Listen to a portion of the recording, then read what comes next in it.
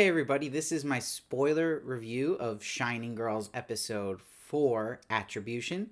This was written by Katrina Albright and directed by one of my favorite TV directors, Dana Reed. Like always, no book spoilers in the comments, please. Only stuff we've already seen from the book in the show we can talk about, but nothing ahead. Please keep that fresh for everybody who is watching this show, like myself.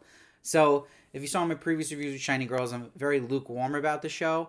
And honestly, with this episode, that continues here. I think it's a little disappointing. It's only 41 minutes, especially if we're getting it week to week. We're not getting much to kind of advance the story here.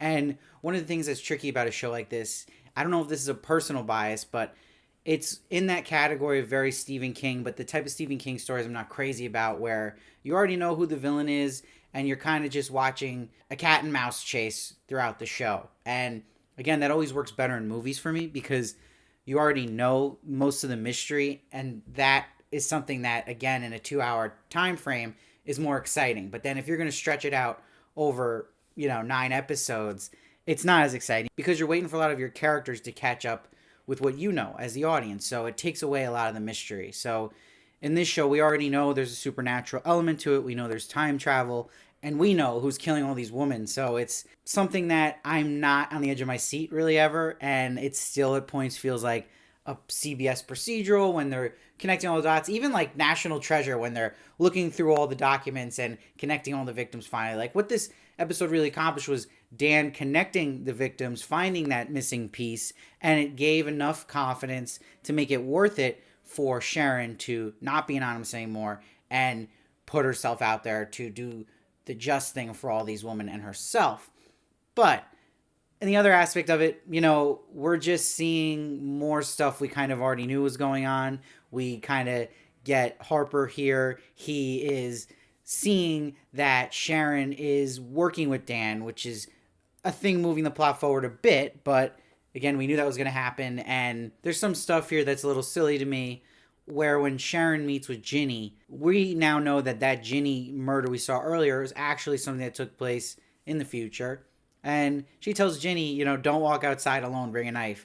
Ginny then just walks outside alone. It's really silly to me when stuff like that happens, when it's that soon with the writing. I'm not a fan of that. And we already knew that the old laundromat used to be this bar. Maybe it would have been cool if we didn't know that information already, and then that reveal at the end that she time traveled and now it's the B-bar again. I think it would have been way cooler if that wasn't already something that was said in previous episodes. So that's the kind of stuff, again, where I feel like we're just waiting for stuff to happen that we already know is happening. Like having Sharon learn all this information in this episode about, oh, the victim Julia who got killed like me, she had the same thing where she was getting phone calls. She was getting things said to her that were said beforehand, like this whole thing about him knowing the future, Harper. So it's something we all knew, though, as the audience. We learned this information already. So she's just catching up to us. So that's the point of it, where it just feels a little boring. And sometimes I can kind of feel a performance that's flat. And to me, I just had to point out even the performance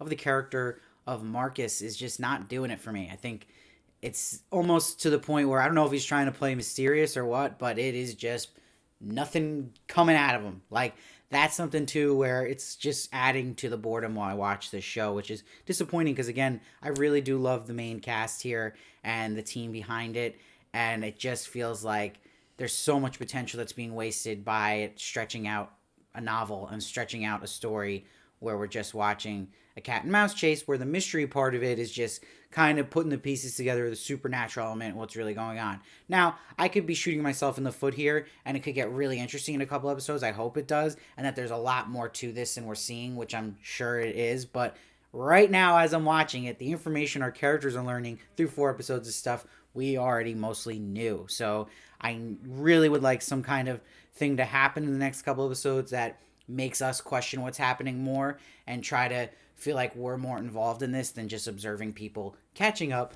to a villain. So overall, I'm going to give this episode a 7.5. It moves the needle a little bit with scenes that almost feel like they didn't even get a reward. Like when Harper put the glass on the guy's head who lives at Sharon's place now, and he says, if you move, you're going to die. Nothing really came of that. So there's things like that where it's just you're not even getting small payoffs for certain things that are set up.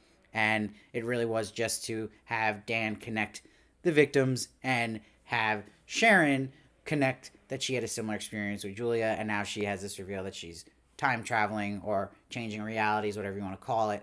But again, it just feels like a lot like the Outsider show, where I was frustrated with the same thing, where we're just watching a supernatural entity assault people, chase after them, cat and mouse, and then having our characters we're relating to just figure out what's really happening, but we kind of already know. So I still enjoyed it. It's just, you just feel like there's so much more potential here, and hopefully it hits that as the season goes on. But let me know your thoughts down below. I love to hear them. I read every comment, try to respond as many as I can. Again, no book spoilers, please. Please follow me at Steve Varley Show on Twitter, Instagram, and TikTok for more of me. I also do movie reviews and celebrity interviews as well. And I'll see you next time.